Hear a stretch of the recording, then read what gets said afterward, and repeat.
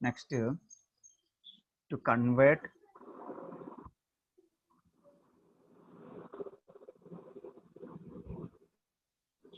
any unit, ഏത് യൂണിറ്റിനെയും, to convert any unit in one system to another.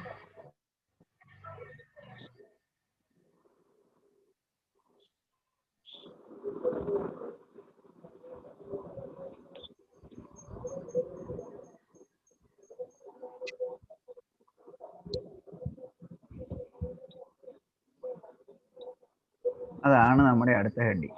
ഒരു unit സിസ്റ്റത്തിലുള്ള ഒരു ക്വാണ്ടിറ്റിനെ മറ്റൊരു യൂണിറ്റ് സിസ്റ്റത്തിലേക്ക് മാറ്റണം.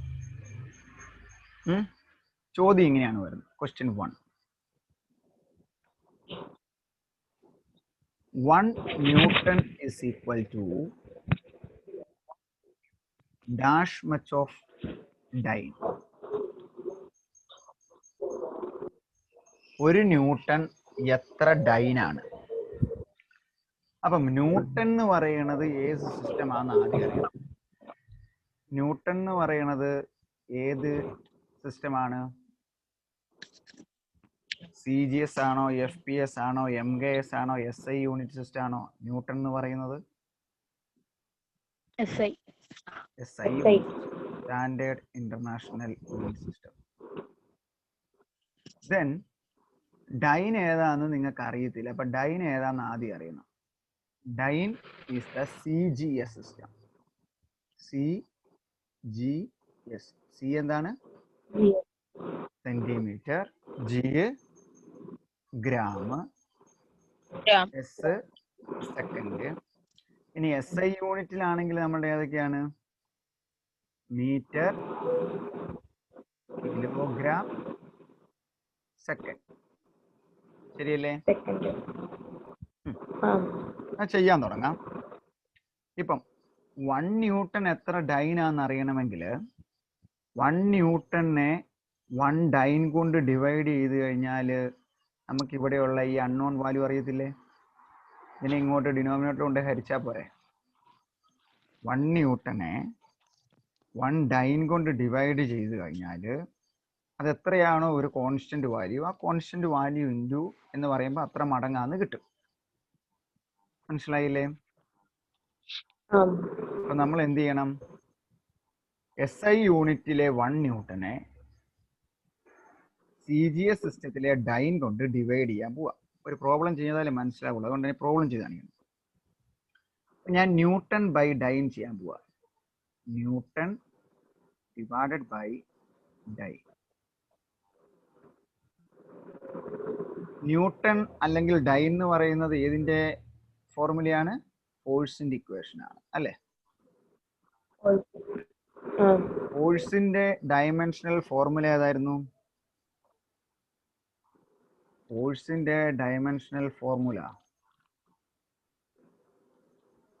what is the dimensional equation of force? ml e raised to minus 2.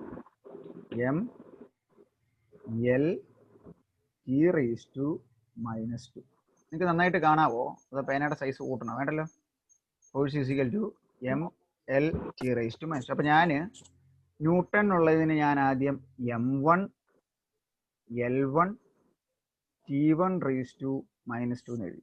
കുഴപ്പമൊന്നുമില്ലോ. ഡൈനെ ഞാൻ മറ്റൊരു ക്വാണ്ടിറ്റിയിലായതുകൊണ്ട് m2 L2 T2 raised to minus 2 എന്ന് എഴുതി. രണ്ടിനും കുഴപ്പമില്ലല്ലോ. ഇനി അതിന് വേണേ എനിക്ക് എമ്മിന്റെ ടേമുകളെ ഒരുമിച്ചാക്കാം.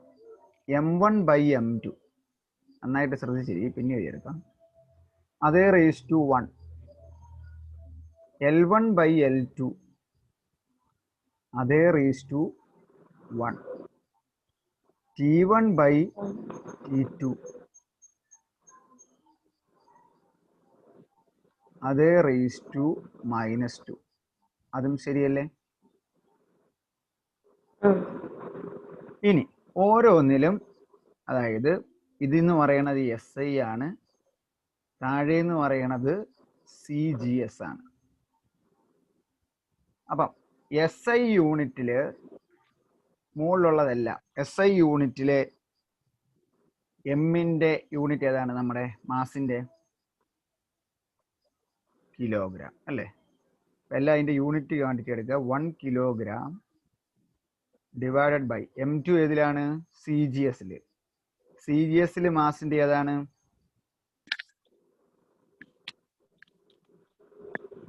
CGS ല് മാസിന്റെ ഏതാണ്? CG gram.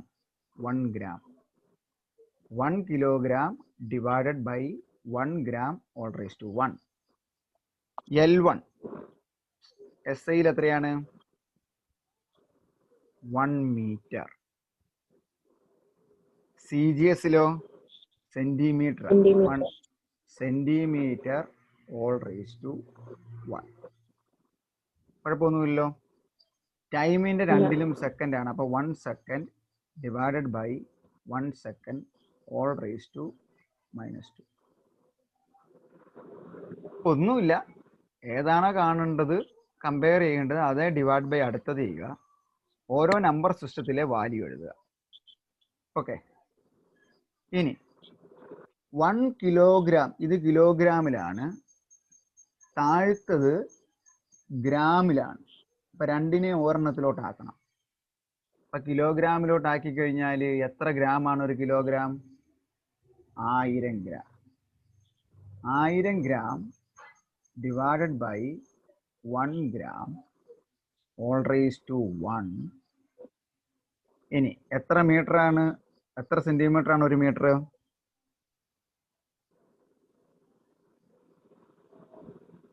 100 centimetre divided by 1 centimetre into 1 second divided by 1 second whole raise to -2.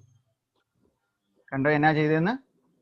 രണ്ടിനെയും നമ്മൾ ഒരേ യൂണിറ്റിലോട്ടാക്കി. ഇവിടെ മീറ്റർ ആയിരുന്നു, ഇവിടെ സെന്റിമീറ്റർ ആയിരുന്നു, ഇവിടെ കിലോഗ്രാം ആയിരുന്നു, ഇവിടെ ഗ്രാം ആയിരുന്നു. അപ്പം ഒന്നെങ്കിൽ എല്ലാത്തിനും കിലോഗ്രാമിലോട്ട് മാറ്റുക. അപ്പൊ പോയിന്റ് ഒക്കെ വേണ്ടി വരും, അതിന്റെ ആവശ്യമില്ല. അപ്പൊ കിലോഗ്രാമിലോട്ട് ഗ്രാമിലോട്ടാക്കുമ്പോൾ 1000/1 വെട്ടിക്കളയാം.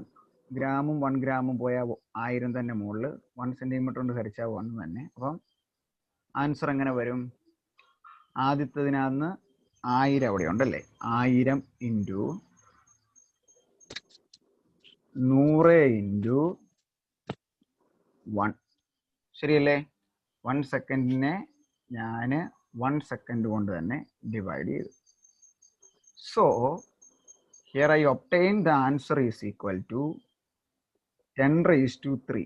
സോറി, 10⁻3 രണ്ടും 5 ഒരുമിച്ച് ചെയ്യാം. 10⁵5 അല്ലേ? അതെന്നായിരുന്നു answer? 1 newton divided by 1 dyne, that is equal to 10⁵5. എന്നാൽ 1 ന്യൂട്ടൺ എത്രയായിരിക്കും? 1 newton is equal to 10⁵5 dyne. കണ്ടോ? ഒരേ ഫോഴ്സിന്റെ രണ്ട് ക്വാണ്ടിറ്റി അത് ഒരു സിസ്റ്റത്തിൽ നിന്ന് മറ്റൊരു സിസ്റ്റത്തിലേക്ക് മാറ്റുമ്പം എത്രയാണ് അതിന്റെ വാല്യൂ? ഫോഴ്സിനെ തന്നെ SIയിലെ ന്യൂട്ടണിൽ നിന്ന് CGSലെ ഡൈനിലേക്ക് മാറ്റി കഴിഞ്ഞാൽ 1 newton is equal to 10⁵5 dyne എന്ന് കിട്ടും. ക്ലിയർ അല്ലേ? സ്റ്റെപ്പ് ചെയ്തു വന്ന് ഓർക്കുക.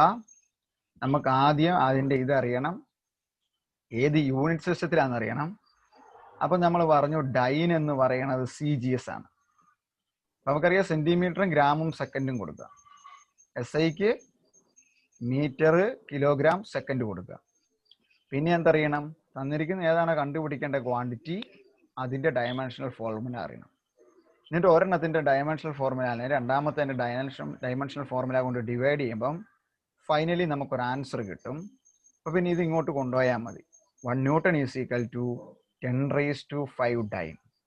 That is the application of our dimension that is used to convert any unit in one system to another. ഒരു യൂണിറ്റ്, ഏതെങ്കിലും ഒരു യൂണിറ്റിനെ ഒരു സിസ്റ്റത്തിൽ നിന്ന് മറ്റൊരു സിസ്റ്റത്തിലേക്ക് കൺവേർട്ട് ചെയ്യാൻ നമുക്ക് സാധിക്കും. അതിൻ്റെ ഒരു എക്സാമ്പിൾ ആണ് ചെയ്തത്. 1 newton is equal to 10⁵5 dyne. Clear?